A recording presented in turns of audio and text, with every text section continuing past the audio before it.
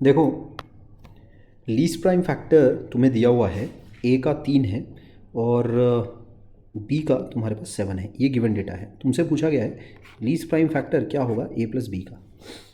तो ऐसा ऊपर से देखने पर ये सवाल ऐसा लगता है कि बहुत ही ट्रिकी है, या फिर पता नहीं किस तरह से हम लोग को प्रोसीड करना है, क्या होगा कैसा। ऐसा रेगुलर सवाल तो नहीं है, इतना तो ऑब्वियसली सवाल को पढ़कर समझ में आता है। बट अगर तुम थोड़ा सा अगर लॉजिकल एनालिसिस अगर करो तो ये सवाल कायदे से मतलब 10th लेवल का है ही नहीं। ये सादा सिंपल तुम्हारा 7वीं 8वीं लेवल का है। बहुत ही आसान है ये कायदे से अगर देखा जाए तो। लॉजिक अगर मैं डिस्कस करूं जो मेरे पास गिवन डेटा है उसके साथ, बोला जा रहा है कि ए का जो लीस्ट प्राइम फैक्टर है वो 3 है। ठीक, इसका मतलब जाहिर सी बात है ए इवन तो नहीं हो सकता, क्योंकि कोई भी अगर एक तुम्हारे पास इवन नंबर अगर है उसका लीस्ट प्राइम फैक्टर तुम्हारे पास क्या होगा, 2।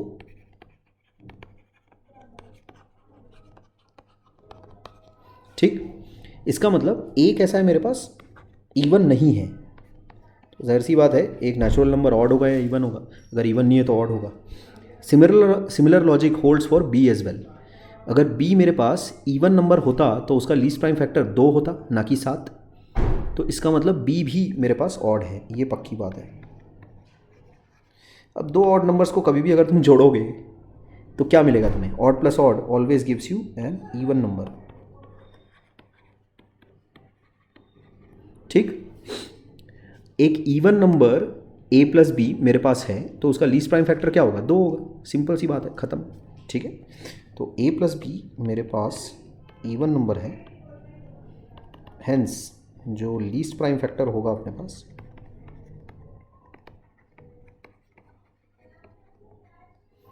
Factor of A plus B will be 2 only. ठीक, इसमें इस सवाल को सॉल्व करने के लिए इस छोटे से फैक्ट का इस्तेमाल किया गया है कि कोई भी इवन नंबर हो उसके लीस्ट प्राइम फैक्टर की वैल्यू 2 होगी।